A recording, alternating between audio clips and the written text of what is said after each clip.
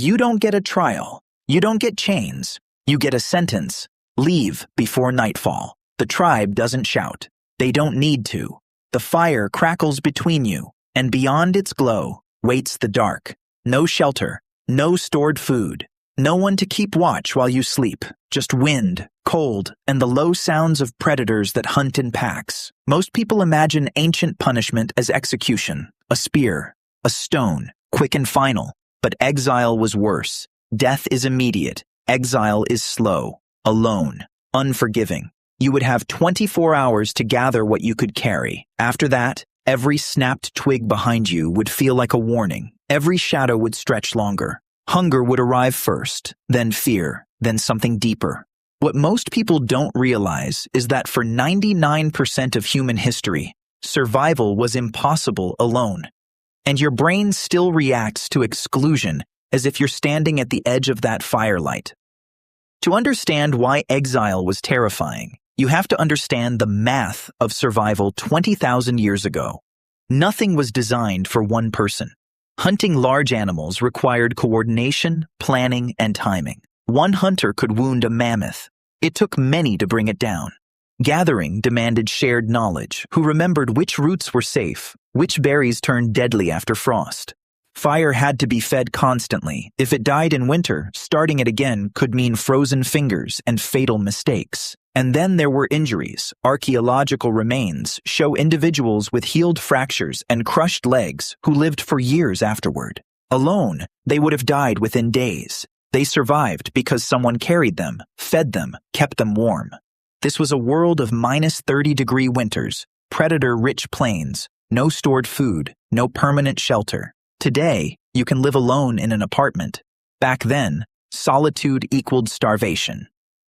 Even the strongest hunter could not survive extended isolation. So why did tribes ever choose exile at all? Because a tribe that cannot control its members does not survive either. Anthropologists studying groups like the Hadza of Tanzania and the Ikungsan of the Kalahari have documented how conflict is handled without courts or prisons. Mockery comes first, then gossip, then public shaming. If a person keeps stealing food, provoking fights, or refusing to share, the group withdraws cooperation. Sometimes a family simply walks away and joins another camp. Permanent exile was rare. It was also devastating. Killing a troublemaker seemed simpler, but it was expensive. You lost a set of hands during hunts. You lost future children. You created grief, resentment, and revenge inside a group that needed absolute trust to function. Exile solved the problem without spilling blood inside the circle. But the punishment was never really about walking away. It was about what walked away with you. Nothing. Survival knowledge lived in the group, not in the individual. Which waterhole held water in late summer? Where herds crossed in autumn? Which valley flooded? Which ridge hid predators? Remove someone from that network, and they weren't just alone. They were blind. A modern society removes dangerous people by locking them inside walls, feeding them, watching them. An ancient society removed them by opening the walls and letting the landscape finish the sentence. No one swung a weapon. The cold did it. The hunger did it. The dark did it. And in some cases, something darker happened. Long before hunger hollowed the body, isolation hollowed the mind.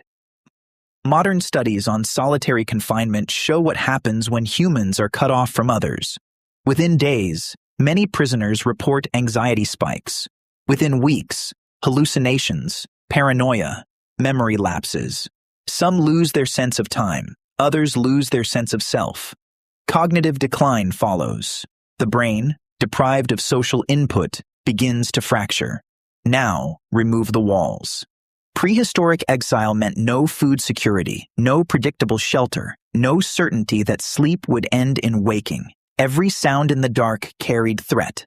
Every movement required vigilance. There was no scheduled release, no guard delivering meals, only exposure. Neuroscientist Naomi Eisenberger discovered that social rejection activates the anterior cingulate cortex, the same region triggered by physical pain. The brain does not sharply distinguish between a broken bone and a broken bond. The body interprets exclusion as injury. This isn't poetic language, it's neurological architecture. To be cast out was to experience pain before the cold arrived, fear before the predators circled, despair before starvation began. When ancient humans were exiled, their suffering started long before their bodies failed. An evolution was watching. Humans did not evolve as solitary predators. We evolved as cooperative strategists. Our brains expanded alongside our social groups. Mirror neurons allowed us to read intentions from subtle facial shifts. Oxytocin reinforced bonding between parents, mates, and allies. Cooperative breeding theory suggests that even raising a single child required multiple caregivers. Survival favored those who could coordinate, empathize, and maintain alliances, not those who dominated alone. Anthropologist Robin Dunbar proposed that the size of our neocortex limits the number of stable relationships we can maintain, roughly 150. That number mirrors the average size of early human bands. Our biology is tuned to tribes, not crowds. Over hundreds of thousands of years, natural selection favored individuals who were hypersensitive to exclusion. The person who ignored subtle rejection cues risked losing protection, food, and reproductive opportunity. Today, social rejection might mean embarrassment. For most of human history, it meant death. Your anxiety before sending a risky text message is not weakness. It is ancient calibration. But in the modern world, that calibration is being triggered in ways our ancestors never faced. Today, exile rarely means being pushed into a frozen wilderness. It means being left on red. It means watching invitations circulate without your name attached. It means public shaming that unfolds before thousands, sometimes millions, of strangers. It means cancellation, ghosting, algorithmic invisibility. The tribe is no longer 40 to 150 people around a fire. It can be an audience of thousands, a following, a digital community that feels real enough to matter. Your nervous system does not know the difference. Each ignored message, each public rejection, each silent withdrawal can activate circuitry shaped in small prehistoric bands. What once protected you from starvation now reacts to social media metrics. Ancient tribe, 40 to 150. Modern tribe, potentially everyone.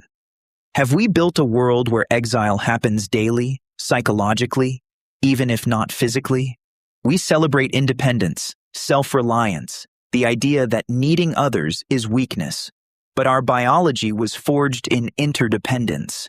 Maybe the pain of loneliness isn't a flaw. Maybe it's an alarm system with no wilderness left to justify it. And that brings us back to the fire. Imagine it again. The circle of firelight. The warmth on your face.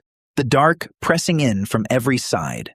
Thousands of years ago, stepping beyond that glow meant wolves, cold, and the slow arithmetic of hunger. Today, you are unlikely to face teeth in the darkness.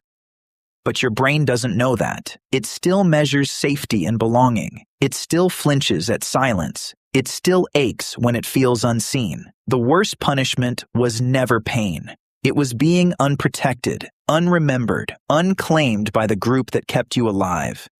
Every time you fear rejection, part of you is still standing at the edge of that ancient firelight, waiting to know whether you belong.